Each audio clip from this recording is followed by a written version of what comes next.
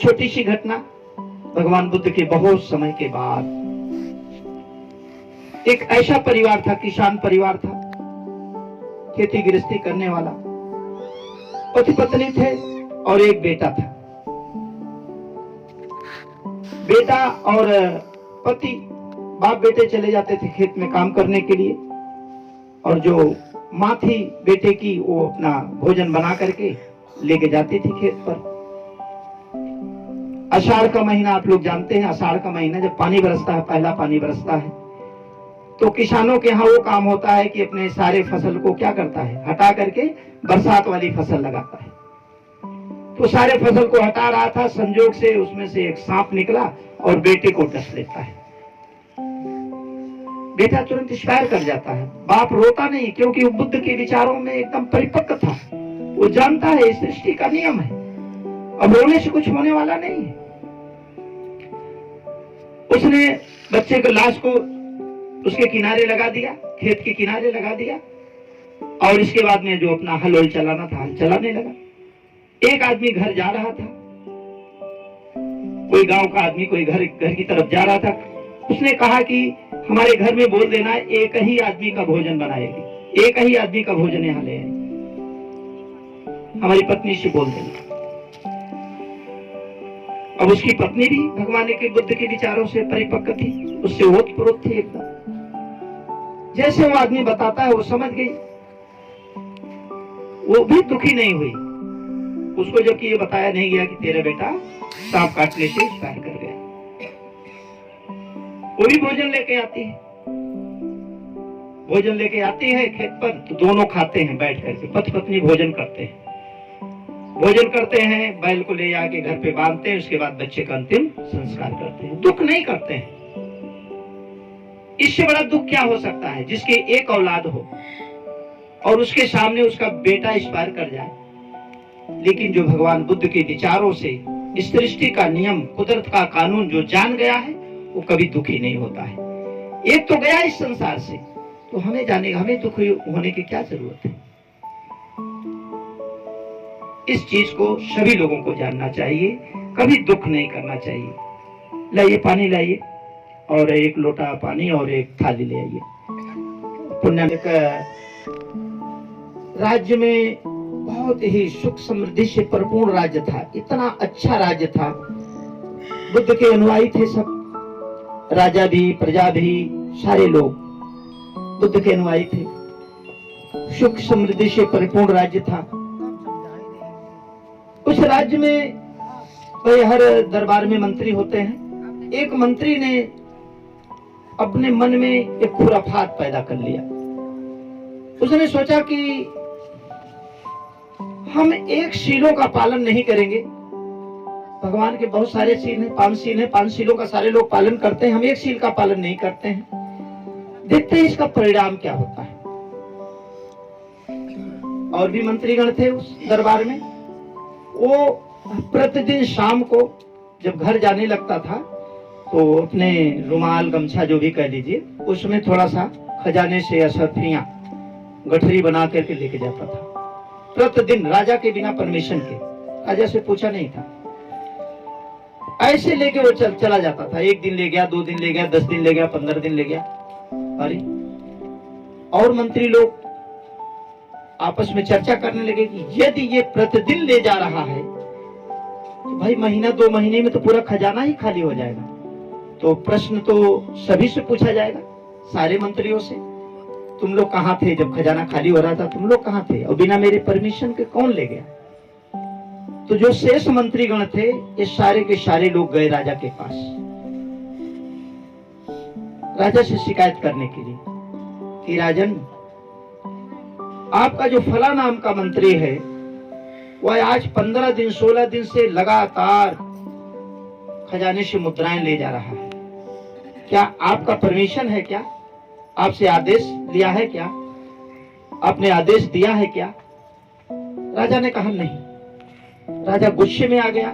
राजा ने तुरंत जो है उसको आदेश दिया अपने सिपाहियों को। सिपाही गए, उसको पकड़ के ले आए, जेल में डाल दिए, कटघरे में डाल दिए, और उसकी फांसी की सजा एक निश्चित दिन के लिए फांसी की सजा कर दी कि इस दिन इसको फांसी की सजा होगी। फिर होता क्या है, जैसे आज भी वो व्यवस्था है, उस समय भी वो व्यवस्था थी कि किसी को फांसी की सजा जब होती है उससे उसके आखिरी इच्छा पूछी जाती है, आखिरी इच्छा। तो राजा मंत्री को भेज करके पूछवाते थे कि जाओ उससे उसकी आखिरी इच्छा पूछो। तो वो कहता हम अपनी आखिरी इच्छा आप लोगों से नहीं बताएंगे, आप लोगों से नहीं बताएंगे, हम अपनी आखिरी इच्छा राजा साहब से बताएंगे। तो राजा साहब सोच रहे थे कि कहीं ऐसा ना हो वो हाथ जोड़ करके मुझसे निवेदन करे कि मेरी फांसी की सजा माफ कर दी जाए। राजा ने उसे आदेश करने से इनकार कर दिया कि उसे मेरे सामने न ले आया, नहीं लाए। और जिस दिन फांसी की सजा थी उस दिन राजा पुनः पूछवाते हैं तो उसने फिर वही जवाब दिया कि मैं अपनी आखिरी इच्छा राजा के सामने रखूंगा। राजा करुणा से भरा हुआ था, उसने कहा अच्छा ठीक है, वो हमारे सामने आ जाए। सामने आ गया, उसको हथकड़ी लगा करके सामने ले आए। जनता इकट्ठा थी। उसने कहा राजन, मेरी माफी की सजा, मैं फांसी की सजा माफ कराने के लिए आपके सामने नहीं आया हूं। मैं अपनी बात आपसे सच सच बताना चाहता हूं। सच क्या है बताओ।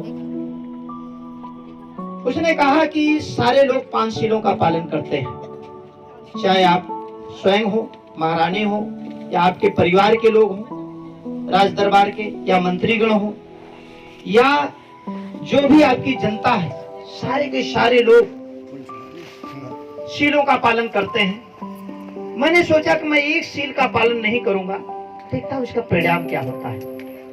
आज मुझे पता चल गया कि एक भी शील का पालन यदि हम नहीं करेंगे तो क्या होगा, फांसी से बड़ा और क्या सजा हो सकती है।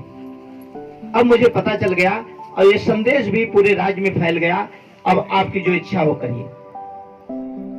राजा ने उसे जो फांसी की सजा थी उसे माफ कर दिया और माफ करके अपना बहुत नजदीकी मंत्री बना दिया, उसे अपना प्रधानमंत्री बना दिया।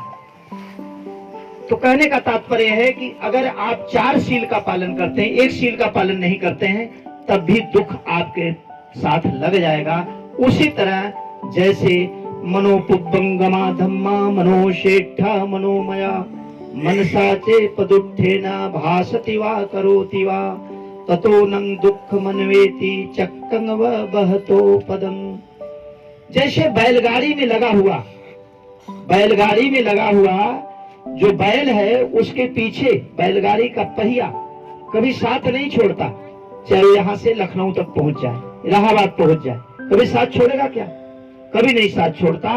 ठीक उसी तरह दुख उसके साथ लग जाता है, वो कभी साथ नहीं छोड़ता है। इसलिए कभी शीलों को हमें नहीं तोड़ना चाहिए। 5 शीलों को हमेशा अपने दिमाग में, अपने चित्त में बैठा करके अपना जीवन जिएंगे तो आपके जीवन में खुशियां ही खुशियां होंगी। दुख नाम की चीज आपके जीवन में कभी नहीं आएगा। और परिवार के जो सदस्य हैं, जो अल्पायु में कभी कभी इस दुनिया से चले जाते हैं, वो अल्पायु में भी कभी कोई नहीं जाएगा, अपना पूरा जीवन जी करके इस दुनिया से विदा होगा। जिस परिवार के लोग शीलों का पालन करते हैं, उस परिवार के जो सदस्य होते हैं वो अपना पूरा जीवन जी के इस दुनिया से जाते हैं। अल्पायु में उस परिवार का कोई सदस्य नहीं जाता है। इसके तो परिवार के लोगों को दुखी नहीं होना चाहिए। हम इतना रोए हैं पूर्वजों के मरने के बाद, अगर उसके आंसू को इकट्ठा किया जाए तो बहुत बड़ा समुद्र बन जाएगा। हमारे पूर्वज जितने मरे हैं, अगर उनकी हड्डियों को इकट्ठा किया जाए तो बहुत बड़ा पहाड़ बन जाएगा। तो रोने से क्या कोई वापस आएगा? क्या कोई आता नहीं। अगर रोने से कोई वापस आ जाता तो परिवार के लोग ही नहीं, मोहल्ले भर के लोग मिलकर के रोए, वापस आ जाता है कि नहीं। लेकिन ये सृष्टि का नियम है। इसी अनित्यता को भगवान बुद्ध ने अपने शब्दों में कहा, अनिच्चावत शंखारा उपद्रवे धम्मिनो उपजित्वा निर्जन्ति ते संगोपशमो सुखो। जो इस चीज को जान गया उसके जीवन में कभी दुख नहीं आएगा, उसका जीवन ही सुखमय हो जाएगा। इसलिए इस चीज को जानना अति आवश्यक, हर व्यक्ति को जानना चाहिए।